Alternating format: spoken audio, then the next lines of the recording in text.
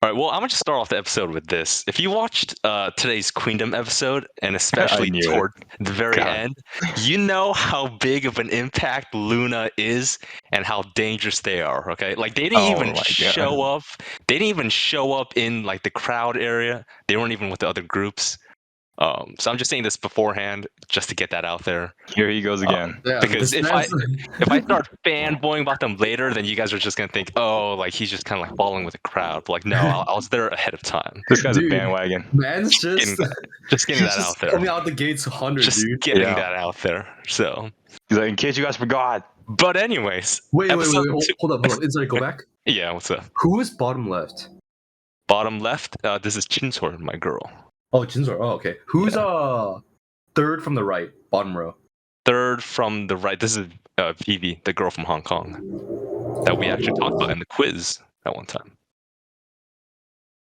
Sorry, I had to mute my mic because we have a drag race going on. Is there Tokyo Drift in the background? Yeah. Let me close my window, dude. Yeah, this was one of the recent photo shoots, actually. I think they're like selling some like items, so I got this picture from there.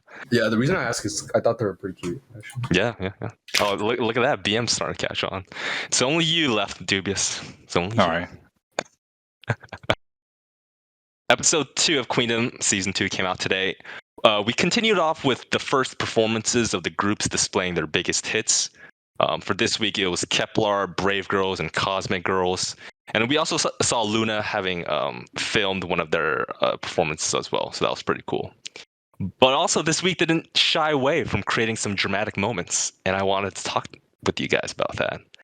So just kind of going chronologically, I want to hear your reactions on first the performances and especially kind of like the stage preparations. I guess Dubious, I'll kind of start off with you. The immediate reactions to this episode was that like the most glaring thing for me is that like every team seems like they have like a chip on their shoulder.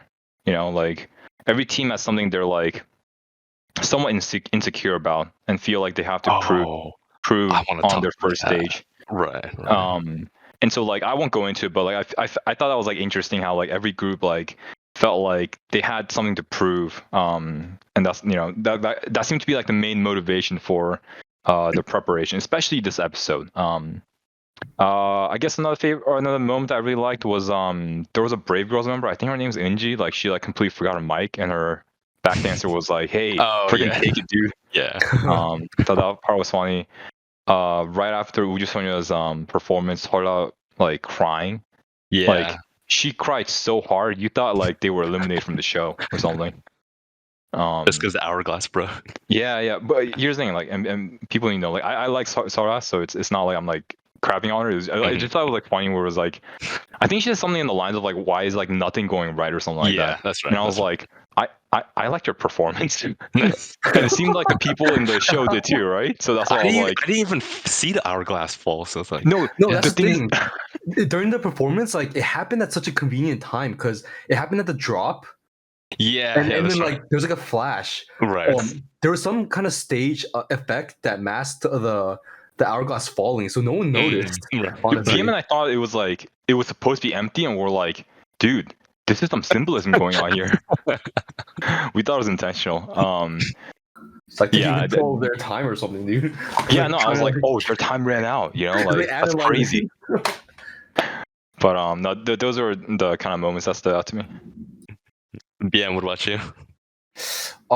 For me, I mentioned this like live while I was watching it with Dubious as well, but the most impressive thing for me so far in Queendom is the production value. The production value in the stages and just the performances they're so great. And like I mentioned this like last episode too, but I mean they continue to impress with like I really like Kepler's stage, and I really like the I wouldn't say I liked it because I'm not a big fan of like Sagak or like period pieces. So I wasn't a huge fan of Loona's like concept, but I thought the delivery and the production value was really good. Oh yeah. That's what stood out to me probably the most. One concept I really like is, I know it was in Queendom 1 as well, but like covering each other's songs, you know? Oh yeah, that's brown too. Yeah. I think that's a pretty cool concept. and like I'm down to see it. Those are probably the two things that stood out to me the most. Yeah. I don't want to go back on Dubious's point about how all these groups kind of had a chip on their shoulder. Man, when I don't know if you guys remember, Kepler literally sat in front of a TV and like looked at like this blog and like the comments. Yeah.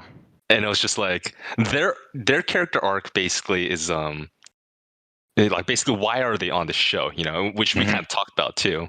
I mean, I think everyone's asking that, yeah. Yeah, they legit looked at this blog where the headline was like, you know, Mnet's daughter, you know, they have the privilege and the benefit of showing up. And like, you know, the girls reacting to it, and I was just like, oh man. Oh, like it was kind of like hard to watch, but like I understand why they put it in. Because I think it's kind of hard to make another character arc out of it. Because honestly, they don't have one besides that, especially on this show like Queendom. They don't have any kind of like veteran experience like the other groups do. So I thought that was kind of interesting. One performance I do want to note out was Cosmic Girls. Cosmic Girls, I was honestly kind of worried about because, to be honest, they're missing a lot of the popular members. One of their members got corona, so she like barely practiced with him. The girl who I like, she's not even on the show. And then Polna is filming a drama, and then Chang Shao is making millions in China right now. So it's just like it was a lot of, I don't say like the less popular members, but honestly they are the less popular members, and they kind of had to carry their group. I'm not gonna say this, but I'm gonna say it. and they ended up getting second, like overall. So that was kind of impressive. Wait, say what? Dubious. No, he was repeating instead was like, I'm not gonna say that they're the least popular members, but they are the least popular members. Like, what? You literally just okay. I actually really liked WJSN's performance. Yeah, no, it was really good. Like especially dance wise, I would say they were probably one of the strongest entries. And their songs are good too. Oh, you think so? No, I said Sara would disagree. She should tell you that it was terrible. Yeah. For those people who also don't know, I highly recommend As You Wish and Boogie Up. Those are pretty good Cosmic Girl songs. I actually started listening to it because of them. Oh, speaking of their performance, dude, it was really cool how it started off as like, it looked like hell basically. Like it looked like a fire escape scene with like buildings in the background, and then it transitioned into like a really like lush, like kind of a like fairy tale-esque like forest. I thought that was really cool. Yeah, and I thought the hourglass effect was pretty cool, but apparently it wasn't supposed to be one. Yeah. In the segment where they choose like who did better or who did worse, or like they're like kind of comparing, Viviz got demolished. They got chosen by 3 groups. You know, it's also funny how none of the groups really chose Brave Girls as better or worse. It kind of like makes it seem like they're just kind of being ignored, or maybe their performances just didn't land with the audience as a memorable one. Wondering if you guys had any reactions to that section of the episode. I think in general, it's just I don't know what I don't really understand why a lot of these like girls are taking it personally when someone's more confident than your group, you know? Like it's, I mean, is it really that big of a deal? I know like it's Mnet and like it's probably like due in part to some editing, right? But like I don't know. I don't really find that concept really interesting, you know? I didn't really like the choose the one above you and below you thing either. Because like half of them ended up choosing no one above them. You know? What I did think was Vivi's like kind of what really didn't help them in their performance is I think they shouldn't have chosen the songs they chose, like Pam. I think they should have done Bop Bop instead. Yeah. A newer image.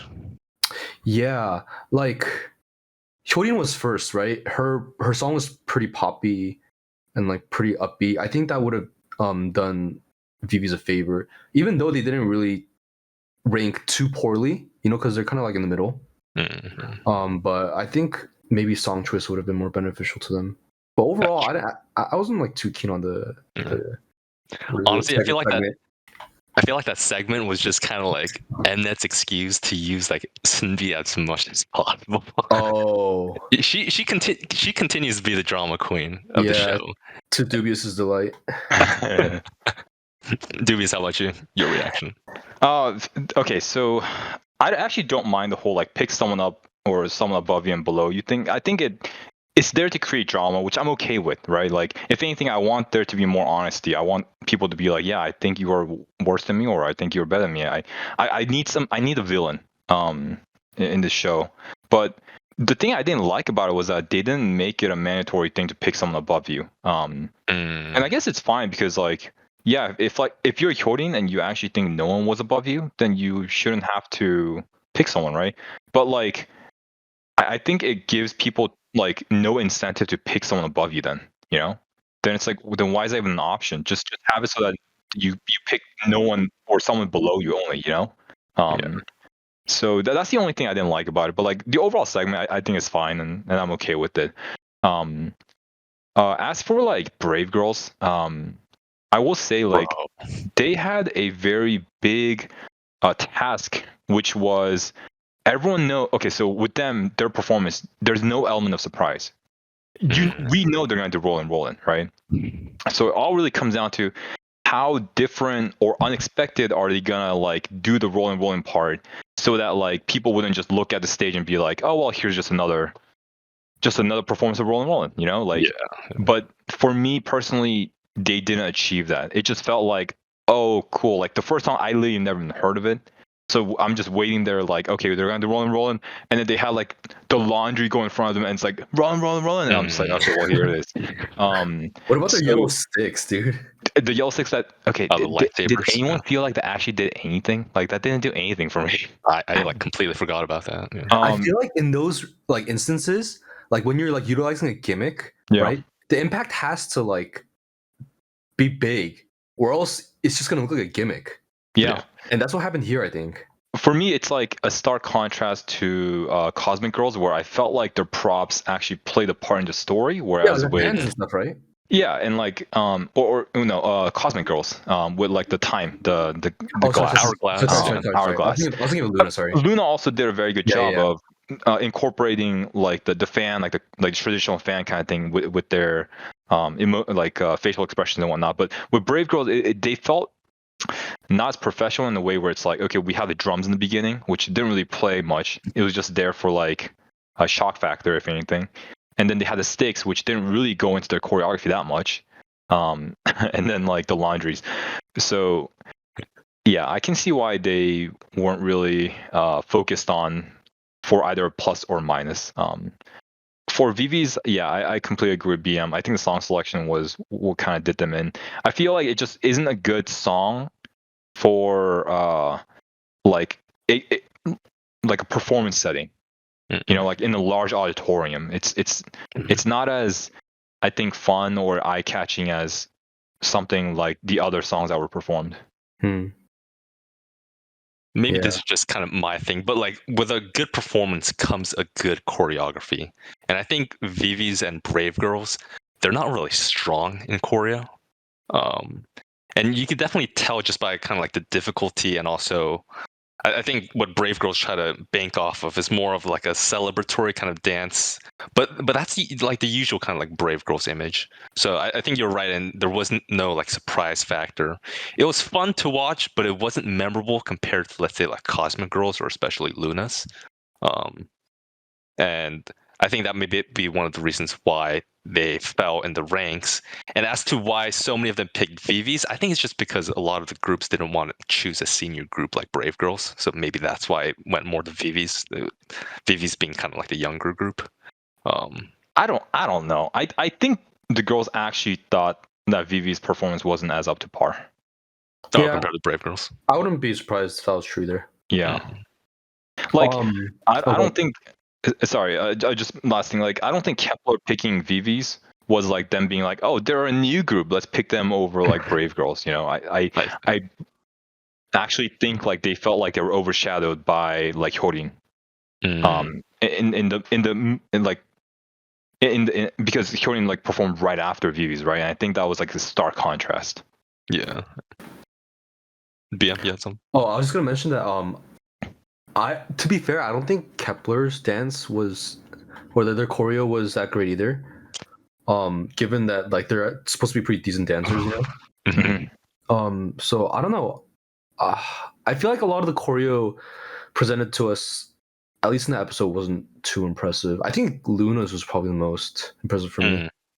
Maybe Hyodin Yeah. from last episode, but that's because like your eyes like gravitate towards her, right? Because Yeah. and she has to make every movement count, I guess. Yeah. For I don't me, know.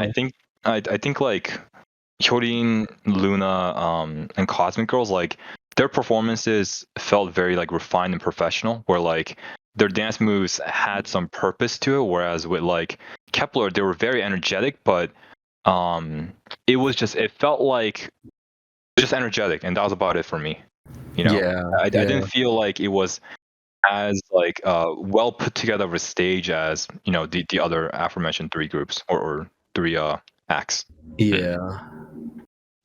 Who do you guys think had the best performance, actually? Ooh, I honestly think it might be Hyodin for me. agreed.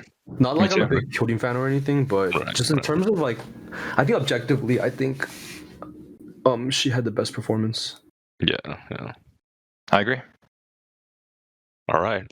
Well, I think she was second best, personally, and I did want to end the episode on this Here very we go. reason why. We knew it was And it's coming. not just because This is the I'm a rolling part. fan, We knew but rolling was coming. here's the thing. So this group, Loona, so as many of you guys know, wasn't able to film it in the actual recording of the other groups, and they pretty much just got an automatic sixth place, which means that if they get a sixth place in the next round, which I highly doubt would happen, would mean that they will get eliminated, right? That's the rule. If you get sixth twice, then you're just out. The song they performed was their latest comeback, which was like, I don't know, like March 2021, so it was almost like a year ago.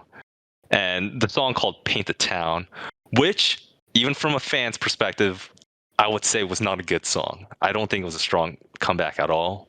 But the choreo that they had made, which was mostly all new, was probably the best in this episode. I would say even better than Cosmic Girls. And I was genuinely surprised about Cosmic Girls' choreography. Very powerful choreography. That was very matching with the outfits that they had. It was very clean cut despite 12 girls performing together. That's very hard to get, by the way. Synchronized movement from even more than 3 people at a time. And usually I'm not one to enjoy like traditional interpretive dancing, but I thought they were able to kind of combine that well. They had like this SM style of dancing. And the girls are very like natural performers. They have a very artistic style, and like none of them fell behind. So it really did seem like the best group dance performance.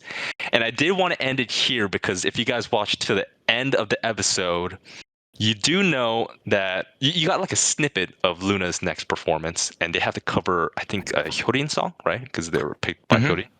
And but before that, every group wanted to choose Loona. If you guys remember, every single group, all 5 of them, from Kepler to Brave Girls, wanted to choose Loona. Propaganda machine. And they were completely saddened when Hyodin picked them first. It sounds like insiders. It sounds like insiders more offended than the girls. Yeah.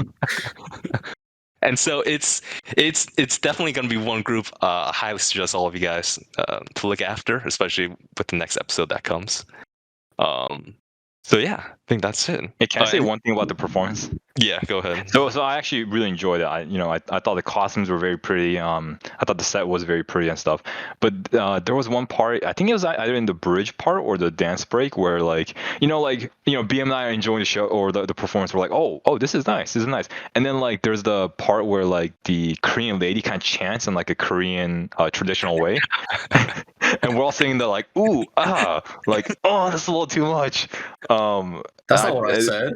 Oh, that's what I was thinking. I was I said, God damn it. You know what it reminded me of? I don't know if this happened in your guys' elementary school, but in our elementary school, like we had like Korean ladies who come in hanbok and play the drums, like the 3 drums that are like surrounding them. And at a certain point, they start like doing the Matrix thing where like they hit drums all around them. Oh, I see. And I'm sitting there like, oh guys, this isn't like really Korea, but okay, whatever. And that's the same way I felt when the Korean lady was like chanting in the song. I was like, okay, all right, we'll take it. Wait, was this like at school assemblies where they just like This came was a in? school assembly. It was like a Korean nice. cultural kind of performance. Yeah. Nice. BM, you got any last reaction? I did have one. I don't know what I was gonna say though. What's about Loona? It was gonna be something anti-Loona. It was gonna make her mad. Oh no. I was gonna ask Insider, what would you think of Hybe acquiring like Loona? Oh. Man, I've never thought. They were actually like there was actually rumors that SM was gonna pick up Loona just because Eastman, the CEO, actually produced, I think one of not I think I know that he produced one of Loona's songs. Oh. I think he was even one of the stakeholders in them when they first debuted. I think at this timing it wouldn't be possible just because they are focusing on Le Seraphim. By the way, if you guys want us to react to Le Seraphim, please comment down below. But I think this group would fit Hybe's kind of label of what an ideal girl group is. But I think the chance of acquiring is kind of low, especially at this time period. Yeah. But would you be like okay with this? Is what I'm saying. Much better than the company that they are in right now. Because apparently Chu is not enjoying the company, and she's one of the brightest girls that I know in the K-pop company. So yeah. His Insider is freaking crying as he's saying this. He's getting so emotional. Jeez, he's freaking hard out in this episode, dude. Insider thought about his Loona journey while he was watching the performance. Yeah, the hourglass broke. It wasn't supposed to happen. But yeah, next week we'll be picking off with episode 3, probably going into the groups covering the other groups' title songs. So we'll be seeing more of the groups there. I do believe Pona will be returning for that episode, and Loona should be coming back as well. So if you guys want to hear more of our reactions to the show, then make sure to follow our channel so you don't miss out. Tell us below in the comments what you thought about today's episode and who you are cheering for. So thanks for watching, and see you guys next week. Shout out to Kenny G making an appearance in Brave Girl song.